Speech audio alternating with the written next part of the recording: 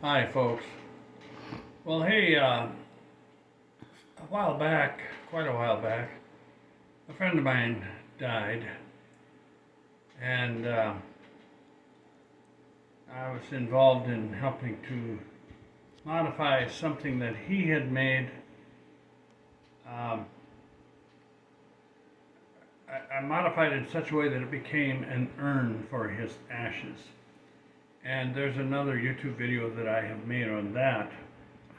But this video is going to be about making another urn, a smaller one. Um, my friend's daughter and two sons asked me if I would make some small urns for them to have some of their father's ashes. And interestingly, they said, well, could you make them in the shape of an icosahedron? Well, I didn't even know what an icosahedron was or is, but I'll show you. I looked it up on the internet, and we'll swing the camera over to that now. And we see that an icosahedron is a 20-sided polyhedron that has each side as an equilateral triangle with beveled edges. So I said, well, I think I can do that. And they wanted me to make 3 of them, but it took me so long to even make one that they said, oh, just make one. And meanwhile, they had purchased some other urns, I think, in order to have their father's ashes with them. So, as I pretty much always do when I'm going to make some sort of a woodworking project, I model it in my old SolidWorks CAD system, which is over here on a different computer. And so I modeled it to make sure the angles were all right and so forth. Now the thing about a polyhedron is the more facets it has, the more closely it approximates a sphere. So a 20-sided icosahedron is a rather poor approximation of a sphere. So part of the explanation of how I made the urn is to show my really nice shed, show my friends, and especially the family of my deceased friend, and then show my really messy shop. Apologize for the mess. It's messy because I use it. So my shop has a bench that I made. It's an adjustable height bench, but it has just become a place that I store things. Has another bench. It's a workbench that we made, my wife and I made. It has just become a place where we store things. This is a cabinet that a neighbor made long ago, and he passed away, and the people who bought his home gave it to me. I have wood heat in this shop. I have a really nice DeWalt table saw, a pretty nice Grizzly drill press, a cheap Harbor Freight lathe, a really old Craftsman radial arm saw, a jointer, a really old Craftsman jointer, and a really nice Grizzly band saw. Oh, and another old cheap used table saw that I bought. And this shop has a door we can drive our Polaris into, or whatever we might, one of our tractors or something. And it has a mini split air conditioner, which is awesome. So this is the shop in which I made the icosahedron urn. Now, years ago, my deceased friend and I had a sawyer come and saw up some logs into boards, into planks. But I only had one of those planks left, and it was so big and cumbersome, I honestly did not want to move it out to my shop and work on it. So I used some pieces of black walnut that I made out of other boards. Now, like this board right here was also cut out of a log that we had on our land. This one down here was just some firewood, and believe it or not, with all this equipment, I can make some pretty nice boards.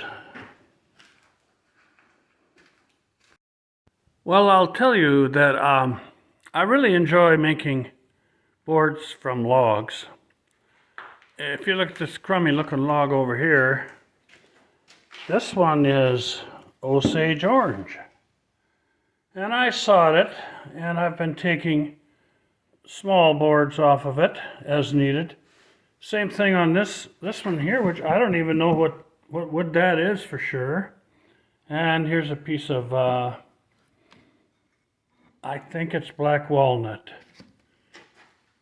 And when I started the icosahedron project, I started with some boards like this one here, and I put them onto my radial arm saw, and I was able to make the triangles. So I would make the saw cut like that, and then I would turn the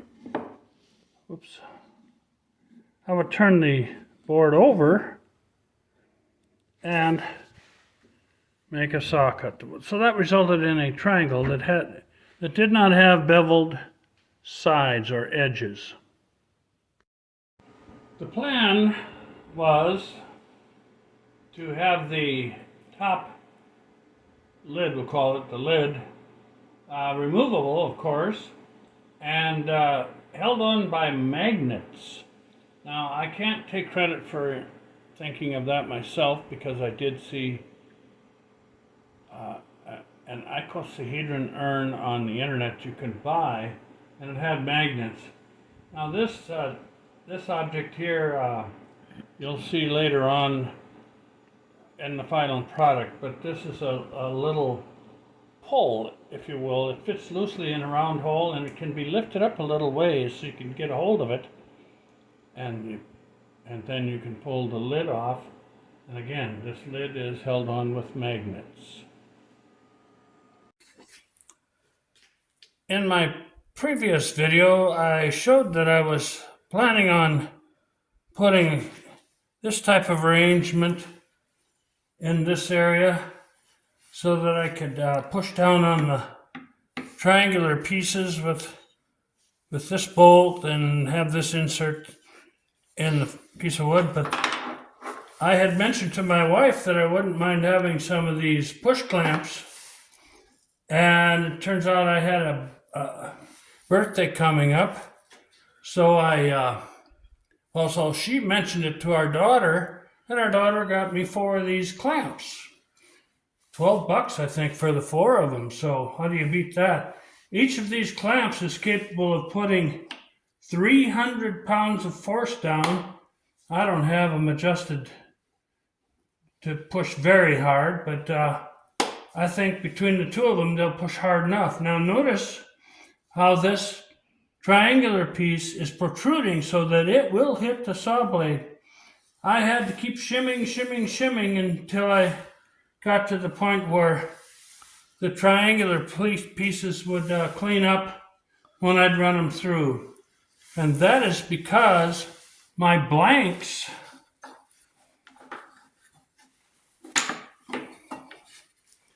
my original pieces, which I planed and I beveled, well, I got the wrong bevel angle, so I had to bevel them again. And it turns out these got kind of small or something. So I had to add shims to my fixture, as you can see there, and now the triangles will protrude, and I'm going to run one through right now.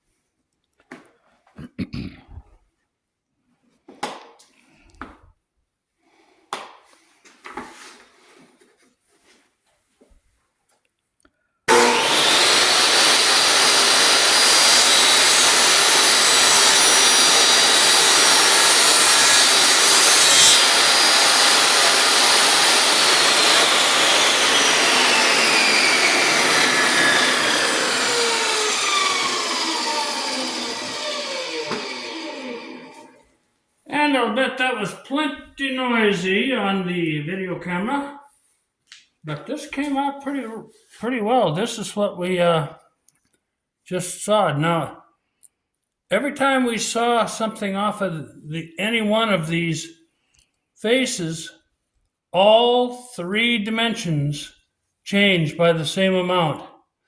So this is an equilateral triangle, equal lengths on all three sides, and shaving some off of one side shortens all of them by the same amount.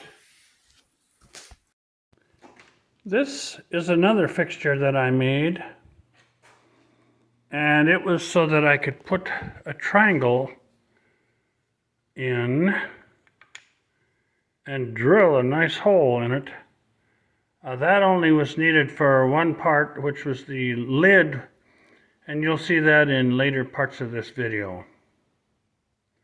This fixture, though, also allowed me to set one of the triangles in and drill holes for the magnets, and you will see that also later in the video. I tried to figure out how I was going to glue all the segments together, and what I came up with is to create a flat surface. So I glued some boards together and put wax paper on it, and I had a hole in the middle because this triangle that is to be the lid had a protruding cylindrical projection coming out, so I had to drill a hole in the flat surface so that it would accommodate that. And then I put tape, as you can see, on all the joints, and those pieces of tape would end up on the outside of the glued up icosahedron. So then I put a lot of rubber bands around it in every direction to hold it together. Once I put glue into the little cracks or valleys between the individual pieces, and let it dry, and then took the tape off, and it looked like an icosahedron after that, with a lot of cracks in between the segments. Well, after I glued the triangles together, there were cracks between each of the two triangles. Not every one, but enough that I needed to fill the cracks. So I mixed up some black walnut sawdust with some wood glue, and at first, after I mixed it, the mixture was pretty much the color of the black walnut, but then it turned dark like this. Well, I used a belt sander and sanded each triangle with the grain, and it all cleaned up pretty well, and you'll see that at the end of this YouTube video when I show the finished product. I will confess to you that I made an awful lot of mistakes in the course of making this icosahedron urn. One of them was when I tried to make a lid that would be drilled for the little magnets. This is a throwaway piece that didn't work for one reason or another, but I believe I ended up going with 2 magnets on each face. And then I had to put the magnets in the mating parts as well, the triangles that were part of the body of the icosahedron urn. So I made a lot of mistakes, but and that's why it took me so long to make the first one. I already had a bunch of little magnets, which you can buy very cheaply on the internet. They're pretty strong too. They snap right together.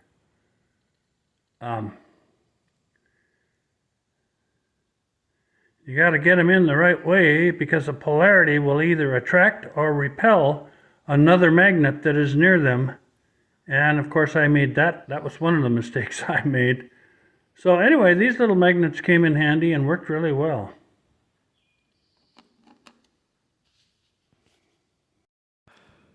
Well, the icosahedron urn is finished now. I made every mistake in the world, and it's far from perfect. An icosahedron is a 20-sided polyhedron that approximates a sphere. So the more facets you would have, the more closely it approximates a sphere. This is an urn for part of the ashes for my friend Del Bethke, and I take my hat off to the memory of Del and to God for the life of Del and for our friendship. This polyhedron or icosahedron urn has a lid that can be taken off, and then I bought a little pill box. So this is a sealed container in which a small portion of ashes could be put, and then if anyone would drop the icosahedron or if it would tend to leak or something like that, there would be no leakage of this vessel here. And there's only one way this lid fits very well,